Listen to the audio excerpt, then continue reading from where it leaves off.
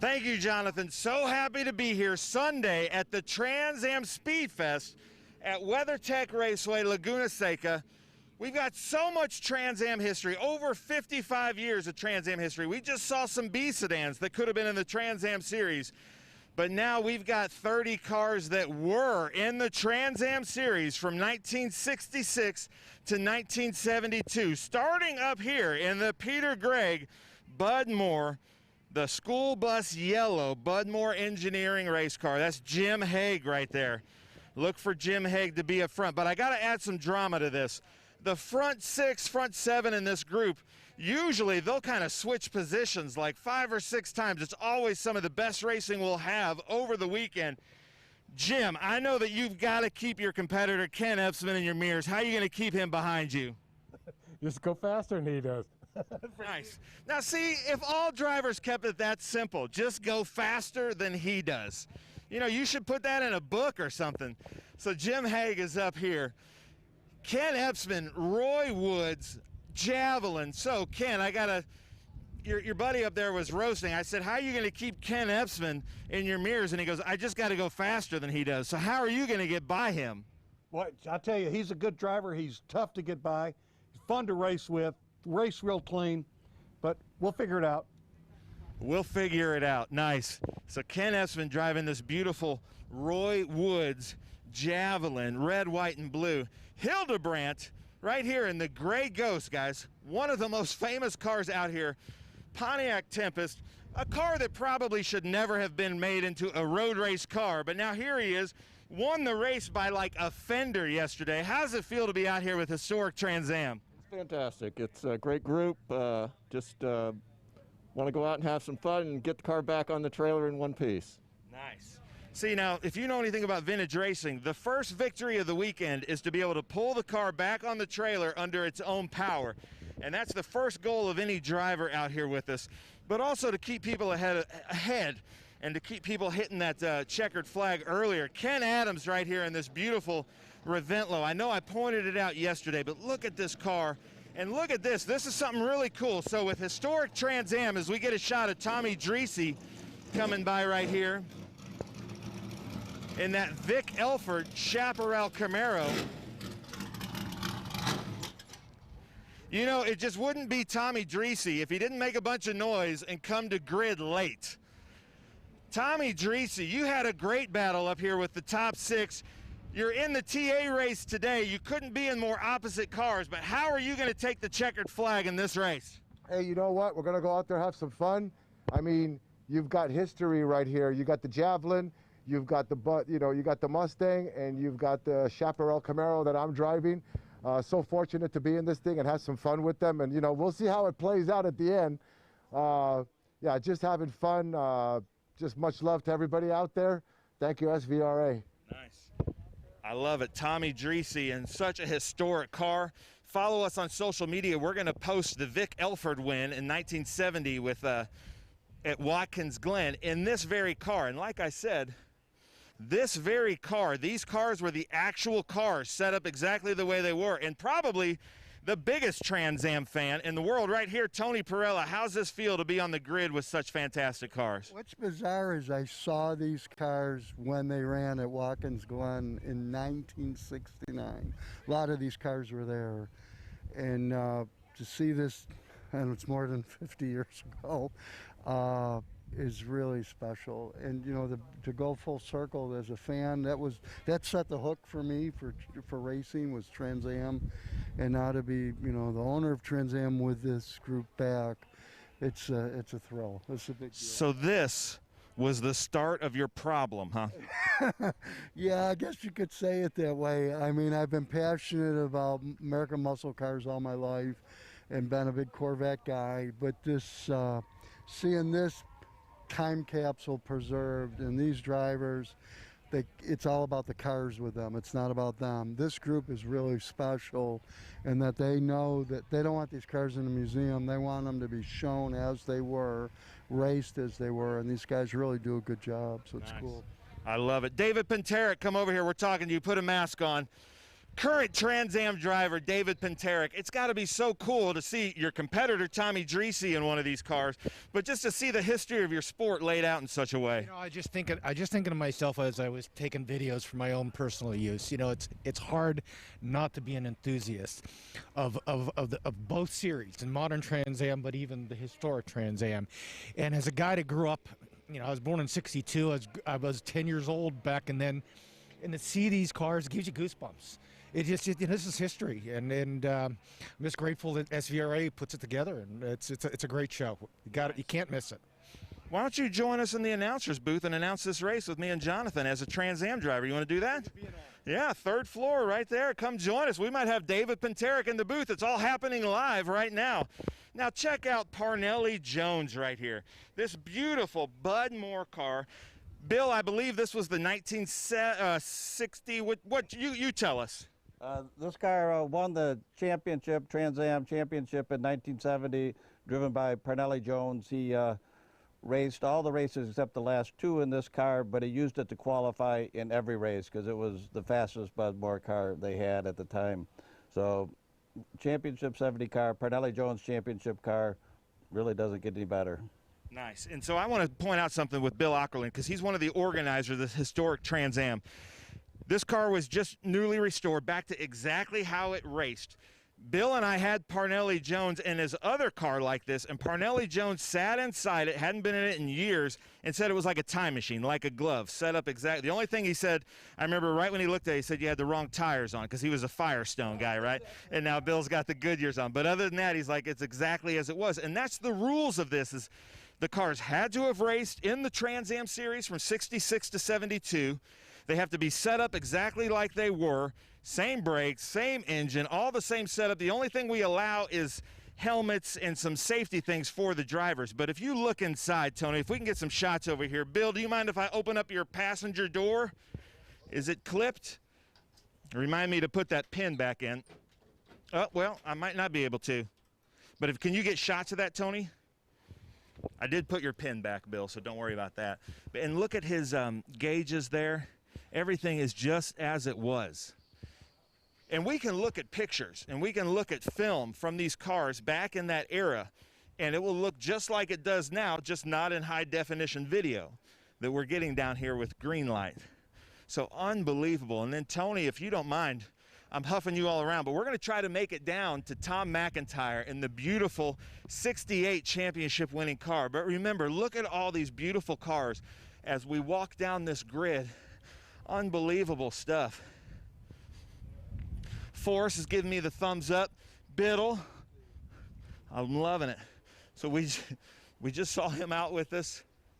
Everybody is so excited to come out. So here is the other car I was talking about, Tony. I believe this is Jeff O'Neill driving the Parnelli Jones Bud Moore car. This is the car that Parnelli Jones got to do the pace lap in at Indianapolis with us. And so Parnelli got in this car a couple of years ago and says it's like getting into a time machine, set up exactly as it was. And I know that's so important to you guys with this historic Trans Am. How does it feel to be a steward and preserve this heritage?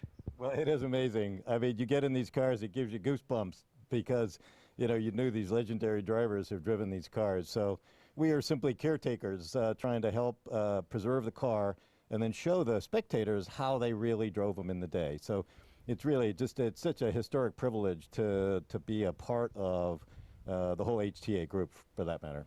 Nice. I love it. Couldn't have said it better. Jeff O'Neill in this beautiful car. And if you were paying attention in TA2 this year at Sebring, Ike Keeler, who sometimes drives a Cougar in this group, drove a TA2 livery car to be the sister car to this car. So that was a really cool experience. We've got Carmen Cusack here in the Bill Meyer Mustang. Carmen, you were kind of disappointed with some of your times earlier on in the week. How are you going to move yourself up in this group? Well, it's going to be a tough road. We've got some great drivers here. It's just a wonderful group, and we'll do our best to keep everybody safe and stay out of trouble. Nice. Stay out of trouble. That's the name of the game. But there's going to be some hard racing up front. And I know Carmen wants to be up there mixing it up with these guys. I love this Firebird. It really stands out. It's so much fun. Steve Link always brings this car out. We were talking about it yesterday. Beautiful car. He also likes to race with us in the B Sedan series, but he always brings out some really well-prepared cars. Lots of fun. Right here, the slime green Sam Posey Dodge Challenger. And somebody asked me if the slime green is an insult. I think that's kind of a badge of honor, don't you? Absolutely a badge of honor. I'm proud to drive this car. And now Sam Posey has been in this car, I think with you at Lime Rock a few years ago. What did he say about the car? Well, you see the stripes on the side, the RT stripes, he designed himself, and the factory picked them up. And the big numbers on the side was because he didn't initially like the color, but he came to know it and like it after it was the car that he was most associated with in his career. So, you know, and that seems to happen. Sometimes what people consider ugly cars, once they start winning, they become beautiful cars. And you know, so he said he kind of designed these stripes and then kind of fell in love with it. I love it. So that's Richard Goldsmith, the caretaker of the Sam Posey Classic Wax Dodge Challenger RT. Just some unbelievable history in here. And I love all the schemes, the stripes just set up. And just like Trans Am today, like in our TA2 field, we've got kind of the big teams, the factory teams, and then there was also a field of privateers that could race anywhere they wanted to as long as they had an SCCA license or were enrolled in Trans Am. So it's in just like, you know, what made famous the Pony Wars. So we've got Camaro, Mustang, Challenger, just like we saw, AMC Javelin, the Pontiac Firebirds. Those were the pony cars back in the day, and the whole phrase of win on Sunday, sell on Monday, that's all happening right here. Because look, there's Jack Douglas Chevrolet, Hinsdale, Illinois. That's an unbelievable car, and that Camaro right there. Then you've got the red, white, and blue All-America. Check out his helmet. So much fun.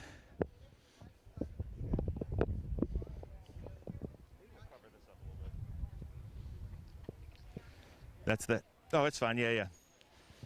You got to look at Captain America over here, Tony. I'm sorry, I'm going too fast. I'm just trying to make my way down to this number 6 Camaro, so stay tuned. But check out his helmet. And then we'll come over here. This is Richard's son driving the Rusty Jowett Camaro. Tony, I know I'm moving too fast for you, buddy, but I don't want to miss this. Do you guys mind if we slip in here real quick? I want to show you something kind of neat that I learned about Michael Eisenberg's Falcon, where he usually drives with his headlights on. But Michael told me at Circuit of the Americas that the owner of this car, John Walker, would drive his family to the races. You could see the interior. And then he was optimistic enough thinking, I'm going to finish the race and be able to drive it home. So look at this thing. It looks like a show car, the actual dash. So that's Michael Eisenberg with the family sedan that's a race car. That's unbelievable. This Hillsdale Dodge, I'm in love with this whole grid of the historic Trans Am group, and it's about to be some of the best racing we're going to see. Tony Hart, is this Tony Hart in this car? Driving this beautiful. Look at these stripes. Unbelievable. Sometimes hand painted. Look at that, just like they were back in the day. But then the crown jewel, in my opinion, in all of this, the 1968 Penske Camaro Mark Donahue car. This is kind of the car that really elevated Roger Penske and Mark Donahue, made them the geniuses that they are. This is the 68 winning. I believe Tom McIntyre is behind the wheel. 10 out of 11 victories, right? Correct. He started in 11 races in 1968, won 10 out of 11. Tom, you've gone through such painstaking efforts to get this car right. Get a good shot of this dashboard here, Tony, because it's unbelievable. If we looked at photos of this car, you would think back in the day, you'd think we're looking at current photos because Tom has gone through so much effort. Why is that so important to you, Tom? Well, the history of this car was made long before me. And, you know, to preserve it the way that it was originally raced and originally owned is extremely important for the race fans to be able to see it racing as it was in the day. And I'm very excited about that. And let's let them see exactly what they would have seen then. Nice. And get a shot. Look, he's still got the door cards in from the GM factory. It's unbelievable. And it's so important to these drivers to be good stewards of these cars. And I was talking to Tom earlier. He wants these cars to outlast all of us here and be just as they were. So this is the historic Trans Am grid about ready to roll out at the Trans Am Speed Fest at WeatherTech Raceway, Laguna Seca. I work for the current Trans Am series presented by Pirelli, but this is by far my favorite race group. So Jonathan, I'm going to hustle up there with you and announce this unbelievable race. Ben, you're an absolute gem. We are delighted to have you on board. What a wonderful grid walk. What a wonderful lot of information about this fantastic historic Trans Am series. Thank you, Ben Sissel. A brilliant, brilliant job of getting us an insight into these wonderful cars. And you did hoodwink and swashbuckle Mr. David Pantarik up to the commentary booth because he's here and has joined me. He'll be racing later today in TA.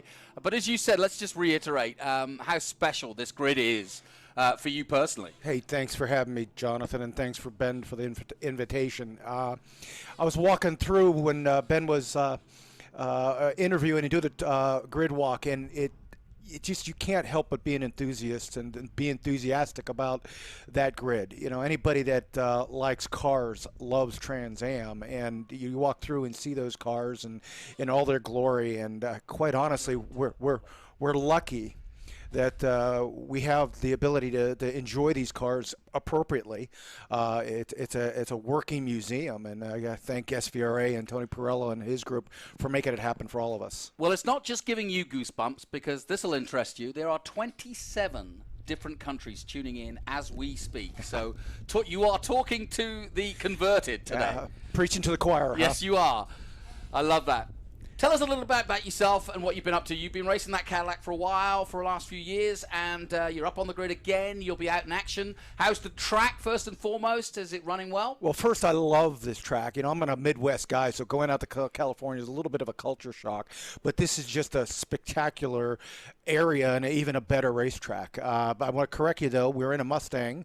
We've got a new car. Excuse me. Yes, well, that's of course okay. you are. We were. I'm so used to you wearing that, wearing the Stars and Stripes CTS, yeah. And I'm very proud to be the only person that's won a Trans Am race in a Cadillac. At Daytona. At Daytona, one of my finer racing moments. But we've been working with Riley Technologies to build a new car that should be debuting at the Mid-Ohio Trans Am race. We're looking forward to that. And even that is an exercise in history, because Bob Riley, the father, who's 90 years old, has such a history in motorsports. With part of the GT40 program for Ford, and worked for CarCraft and built the Boss 429 Mustangs, and was involved with AJ Foyt with his Coyote Indy cars. So yeah, we're having a good time. I'm the luckiest guy in the world to be able to do this. Yeah, and Ben joins us back in the booth, and I'll give him the information we just picked up. Ben, we are going live to 27 different countries right now, so the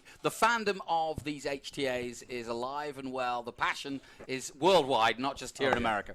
Definitely. As we look at Andrew Alcatzer, and the cool thing about these is these owners, the stewards of these cars, they call them stewards because they want to pass them on to the next generation just as they are now. But that was Andrew Alcatzer out there. He was with us in a GT350, but they're having just as much fun as we are, the fans.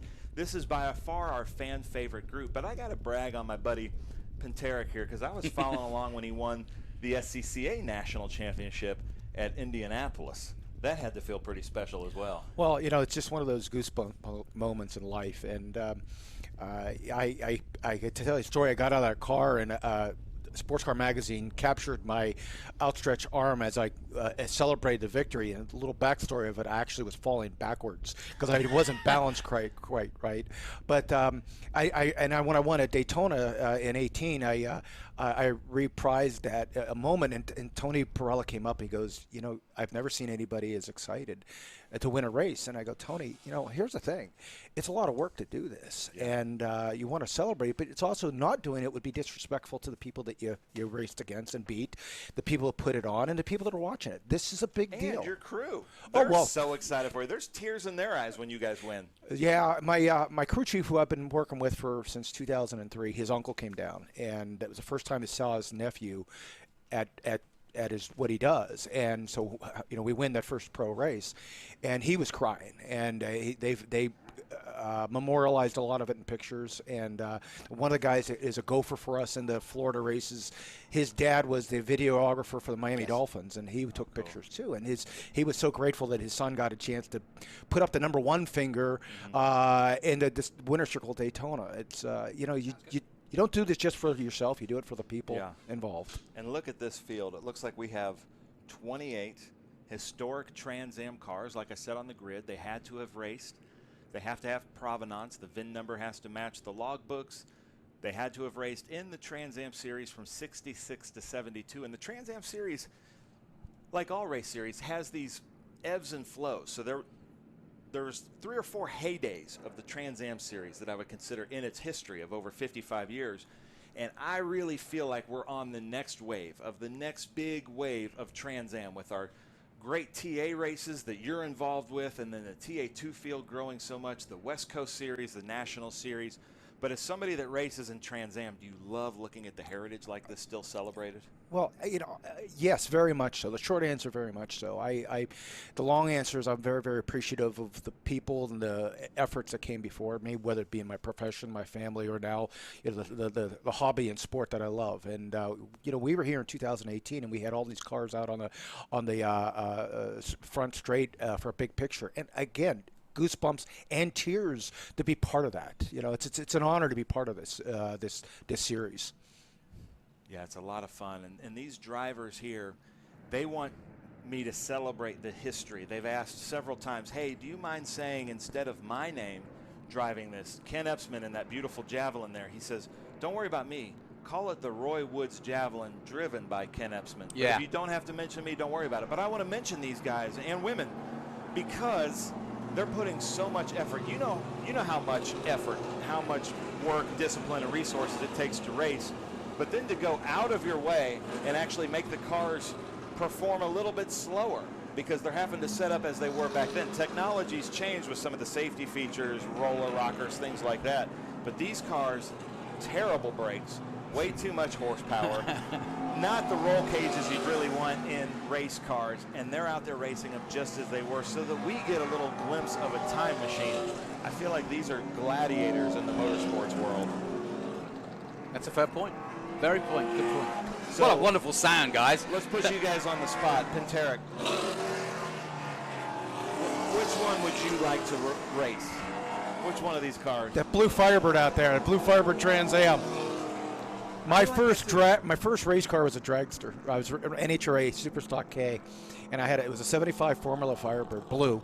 And so when I saw that Trans Am, it's Gen 2 Trans Am, and it's like, oh man, just a beautiful, beautiful car. But and then there's I think a red Mustang in there, number 57. That it's got my numbers, so how appropriate, Mustang to Mustang. Kind of like that. Yeah. I think any of these cars though, you'd have to be honored to sit in the seat, let alone put it out on the track. Now there is a Camaro out there that I would see you driving because it has that American flag livery. So there I thought, you go. I've only known you driving American flags. So I've had 7 cars that have something similar to that. And those were all inspired by the Greenwood Corvettes, and that's a Greenwood Camaro. And I become friends with John's brother through Facebook. And I told him, I says, it's an honor again, going back to the people that came before us to be associated with them. And my first Trans Am car had that livery similar to it. And now it's, I can't do anything but that. Yeah, I love it. Now, something I would like us to learn from this, the current Trans Am series, I go to their drivers' meetings sometimes, and they're very adamant about the start because it's all about the show. So they want everybody to be lined up so tight, 2 by 2, that when they take the green flag, everybody hits the gas at the same time, and the roar is phenomenal. We're going to hear it. We're going to feel it shake up here. But they do such a good job of getting in a tight packed field. It makes for a good show for me. I'll pick my car. Which one? It's got to be the #1 Camaro for 2 reasons. Well, 3 reasons actually. 1, because it's Vic Elford's car. 2, Brian Redman, my uncle, is doing a GoFundMe for Vic Elford, and I'll tell you more about that later. And 3, if I drove that car, Tommy Dreese would be the most nervous man in Christendom. And well, he should be, because it is his baby. Yeah. So there you go. it's cool to see your competitor To out keep there, Tommy quiet. Dreese. I made a comment before you grabbed me. I says, when I grow up, I want to be Tommy Dreese. That's a good line. You guys had one of the best races at Sebring. I can't remember if it was 16 or 17. Back and forth. That was so much fun. And when do you think Tommy's going to grow up? I don't think he ever will, and thank God for that, because why should we grow up? I really admire Tommy. He's got so much enthusiasm for life in general, but also, he's respectful of the sport. And, just seeing what he does with that Camaro and all that stuff. And, we all like to compete. We all like to beat our head over the, each other with a head on the racetrack and all stuff, but we're friends. And you have to sit back and say, there's a lot I like about this person, whether it be Ernie or Chris or Boris said. I put a exclamation mark in between Boris and said sometimes out of affection and respect. But, Tommy's just great. He's just a great person. So much so I can't even remember which one of you won, because both of you were so happy to get out of the car. Well, I finished third. He finished second. And the old man of the series, geez, I can see his face. I can't think of his name around. And the Mustang won. And Evan. Cliff Evan, yeah. Sorry, Cliff. That was just a great event. And, me and Tommy were sharing thoughts afterwards about how he goes, you could have taken it out many time ago. It's not the way we race. Now look at how tightly packed they are, and hopefully they get a late green so that they can all be on the front stretch, because it makes for, it looks like they're doing another pace lap. Oh, no. All right. Well, that's all right. We can talk about some of the other cars. Now, we did see these guys in action, and it was the Pontiac, the gray Pontiac, the silver ghost, as you call it, that won yesterday. Really impressive. What a beautiful sound. Let's just take this sound in for a second. There is that number 49. Jonathan, you bring up a good point, and something that concerns me about the future of our sport is the sound. It's such a visceral. Is that the word I want to use? But we muffle it too much, or we go to electric vehicles. Are we losing some of the attraction to the sport? Well, you know what I think, and this is my hope anyway. We used to ride horses to work. Yep. And now we race them. Yep. And I honestly feel that the day of motor racing, combustion racing, will never go away, for the simple reason that the passion is there. It is history. It does stop you in your tracks. E-racing is going to be part of our culture soon. It may not be what we like, but I do feel that this kind of racing, and especially Trans Am, where it just grabs you, literally, will never go away, because it doesn't need to, because even now, these cars are 50 years old and people still want to race them. You bring up a good point. We just had the Kentucky Derby over the weekend, and it's still a very highly celebrated event. And, when you bring up the Trans Am, the beautiful thing about a Trans Am car is it's all driver. And it's loud, it's hot, it's aggressive. There's no electronic gizmos in it. It's real racing. And Ben, you brought up about the gladiators of these guys drove back in the 60s and 70s. We've got a lot of safety equipment in the newer cars and all that stuff. And I look at what those guys had to do to survive a race. Man, those are real men and women. You have to really admire them. Well, guys, just squint your eyes. Imagine you're in black and white. It's 1969. We've been to the moon. We've had Woodstock. The Beatles at the height of their game doing Abbey Road. The Rolling Stones are going around the world. And it's 1969. And Laguna Seca has welcomed this field. The likes of Mark Donahue and Vic Elford and et al. And your friend Simon Gregg's dad's car exactly. is in first place right now. Peter Love Gregg's it. out there racing. How cool is that? When I first met Simon, I didn't know that was his dad. I, put two and two together. I asked a question, and he said, yeah. And just before I met him, I had a mural. When I won the runoffs in 2010, we had a mural of a takeoff of the last call at Siebken's on my basement. And Simon's dad, Peter Gregg, is one of the people that's on there. So I said, hey, your dad's on my basement wall. He thought that was kind of an unusual statement, but we ended up becoming Facebook friends initially, and then he saw the pictures and all that stuff. Well, here we go, but folks, David Pentarik, look at Ben that Sissel, tight group. And myself. That's how you do it, people. There you go. They've got it right. They've been listening at your meetings. Here we go then. HTA, the historic Trans Am here Let's roll back the years and enjoy the sights and sounds of Trans Am racing. Listen to that roar. I love it. Absolutely splendiferous. And away they go, down towards Andretti for the first time. Nice and clean 2x2. And we had a cracking race yesterday, and it built and built and built to a final crescendo on the last lap. Tommy Dreese involved in that, and he's involved again already, passing the Pontiac early on. There's Sam Posey mixing it up right there in that slime green Challenger. I'm loving it. And into turn 4. And already starting to spread out quite quickly. Peter Gregg, followed by Roy Woods, followed by Vic Elford.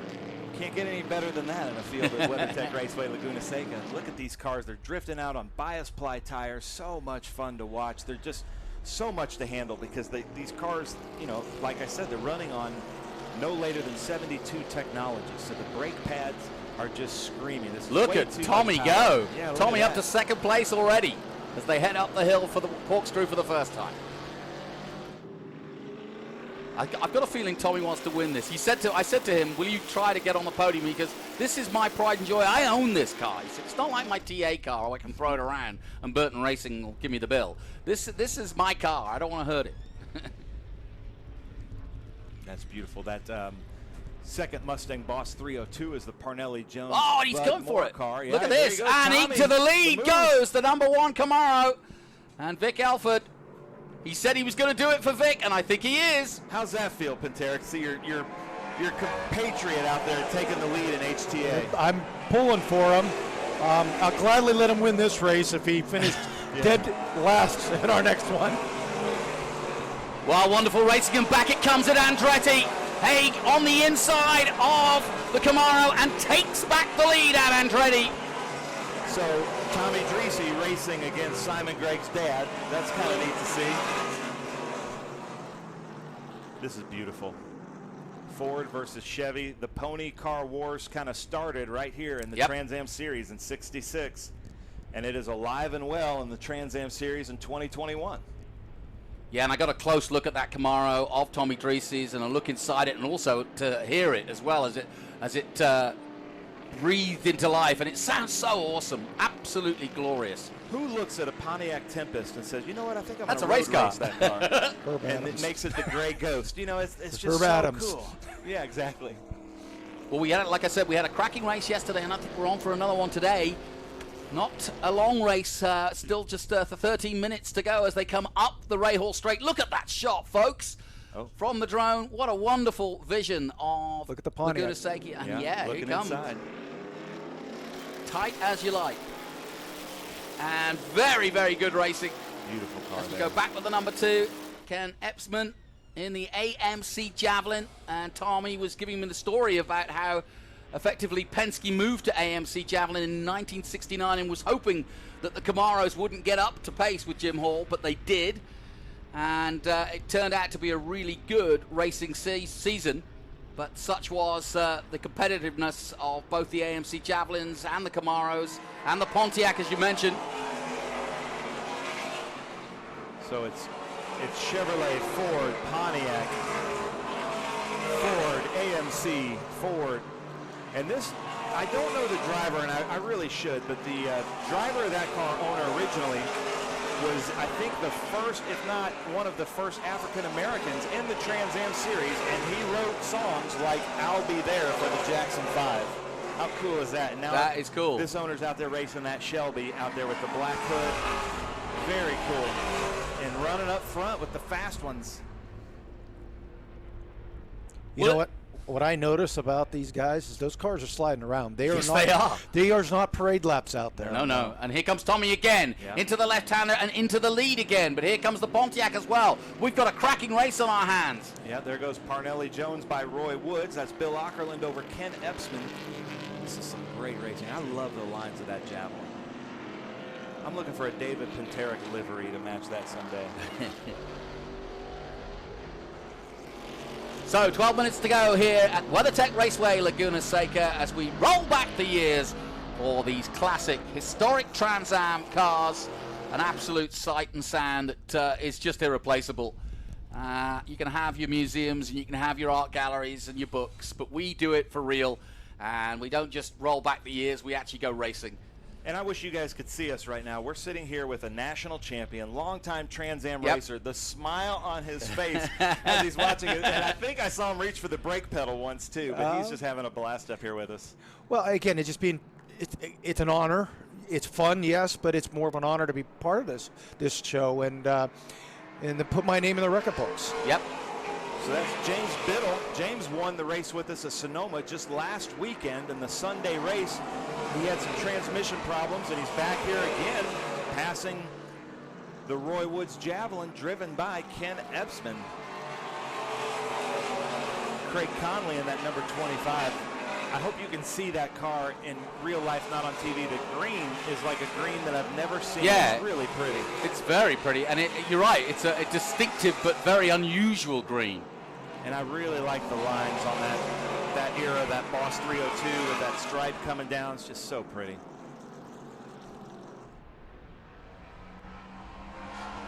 Uh-oh. There's the leads. And it's still There going. goes Peter Gregg. Four passing cars Tommy involved. Dreese. They're teammates. Simon Gregg and Tommy Dreese are teammates. And it looks like they're working as teammates up there right now.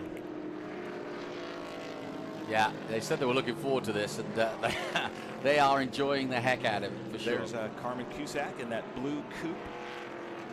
Steve Link ahead in that Camaro. Beautiful Camaro there, BJ Racing, number 72. Steve Link also likes to race with us in kind of Trans Am prepared B sedan cars. And then that's Ken Adams there in that Reventlow Petty Racing Maroon Boss. Some beautiful cars out there. Followed by Jeff O'Neill in that Parnelli Jones Bugmore Engineering. Yeah, he's been a busy Red man and this black. weekend. Yeah, and you don't associate in Trans Am the red and black as much as you do the school bus colors. That car, I think it raced very briefly in the Trans Am series. I think it was wrecked really badly at St. Jovite. Just got word from race control that one of the cars is smoking. Not sure which. Well, let's hope it's not anything too serious, because we don't want any harm to come to these originals.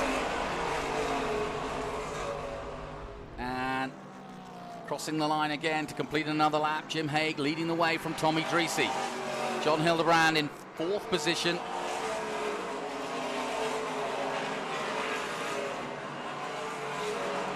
So that's Carmen Cusack driving the Bill Meyer Mustang Coupe, followed by Sam Posey in that beautiful Dodge Challenger.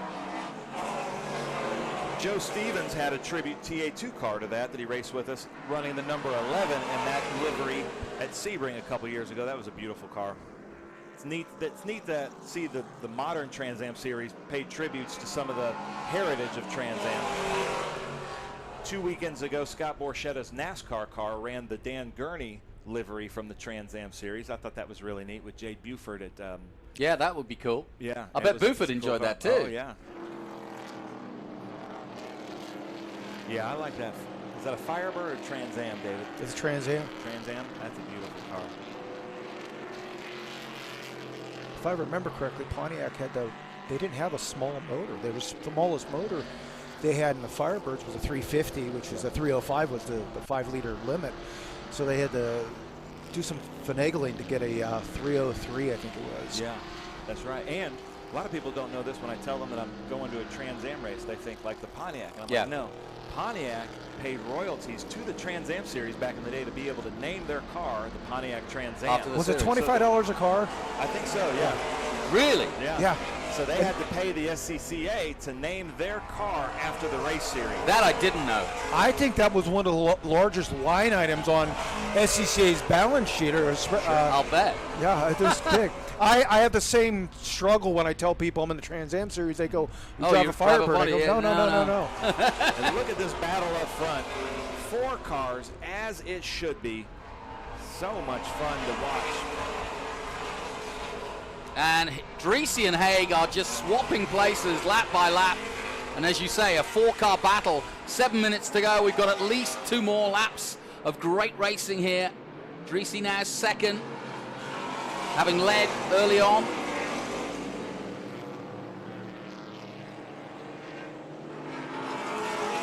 Jonathan, you've got in the top 4, you've got 3 different manufacturers represented. I know. See, look at that.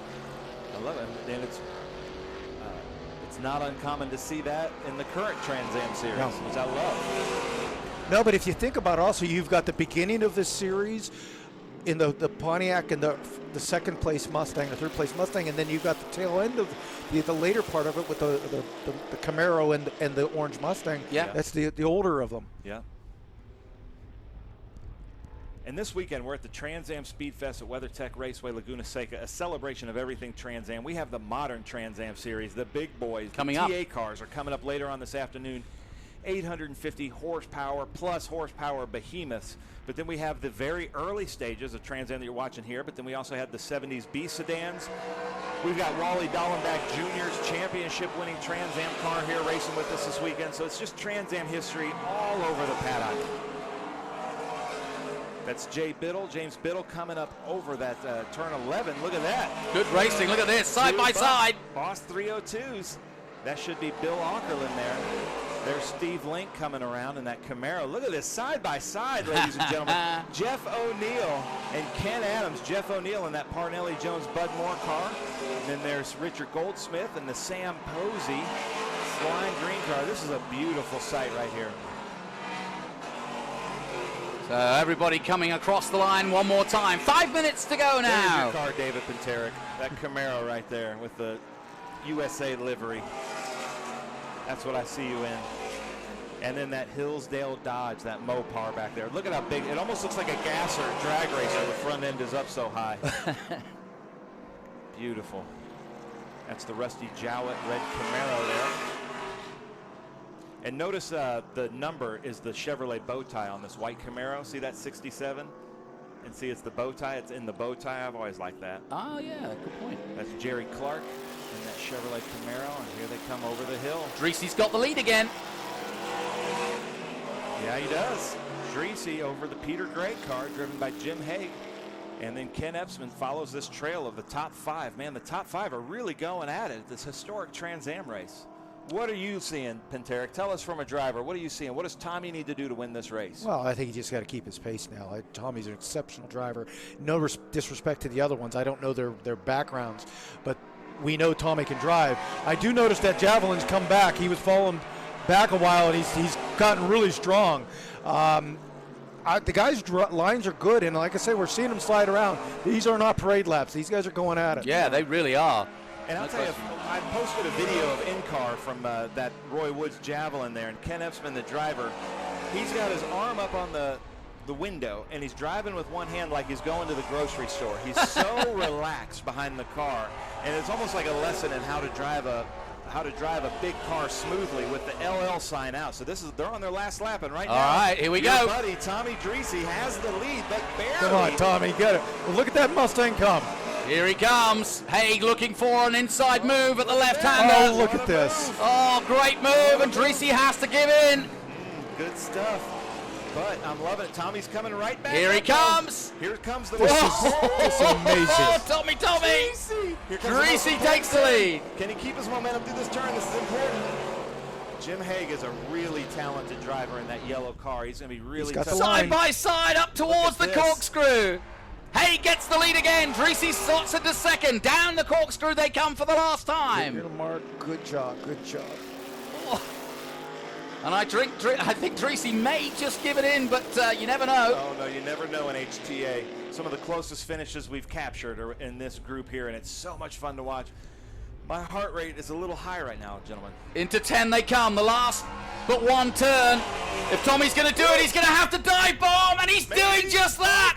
Tommy Dreesy takes the lead. I just reached for the brake pedal. Oh, and that Camaro that he owns, it's so precious to him, and now he's going to take victory for the Vic Alford car. He said he wanted to do it. Man. He said that Vic Alford was riding with him, and he's done it. All right, Tommy. Tommy, congratulations. Guys, I got to go run to the podium. Penterick, thank you so Thanks much. for having me, Thank Ben. you so much, How David. does that feel to see your buddy win that race? It brings tears to my eyes. Guys, do you want to know the margin? 0.092. Amazing. And David, it really has brought tears to your eyes, and well it should. Tommy Dreesy wins from Jim Haig on what has been a phenomenal display of racing of these beautiful historic Trans Am cars. Tommy Dreese wins from Jim Haig. John Hildebrand takes third place, and Ken Epsman. But like you say, that one is definitely for Vic, and he's recovering from a serious illness, and I think that might have just brought a smile to that 85-year-old's face as well to see that, if he's tuning in, and well, he should be. David, your thoughts on seeing that spectacle? Well, again, from this perspective, it's just a new experience for me. And again, you're down on the ground floor and seeing all these cars, and you're up here on the third floor of any track and see this living history. Yeah, it is. It really, truly is. And I just wish other people could see this. Tune in, watch live streaming, come to these events. It's life-changing. So Tommy Dreese waving to the marshals. Let's take a look at what has been a fantastic historic Trans Am race. Started off 2x2, and the all-orange Jim Haig Ford Mustang leading the way. But then, as the time went down, Tommy in the number 1 Camaro started to make his move. It is in his collection, but a collector of motor racing cars wants to go racing, and Tommy is a perfect example. The 49 won yesterday, but today Jim Haig led for most of the race, but then came Tommy Dreese in that number 1 Camaro. He said to me yesterday, I'm going to race it for Vic, and I'm going to try to get as best a result as I can, and look how close it was. The margin, just .092, but the Camaro number 1 wins. Good. Thank you, David. Appreciate you coming in, and we'll let you get ready for your race. Thanks so much for having me. It was a pleasure. Now go and do the same. I'm going to give it a shot. All right, Thank good you. luck. Thank you, David. Confirmation of the results then. Tommy Dreese with the win in the Chevrolet Camaro number 1. Jim Haig in the Ford Boss 302. John Hildebrand in the Pontiac Tempest, and the Shelby Mustang of Patrick Byrne in 4th. Ken Epsman and the AMC Javelin in 5th place. Forrest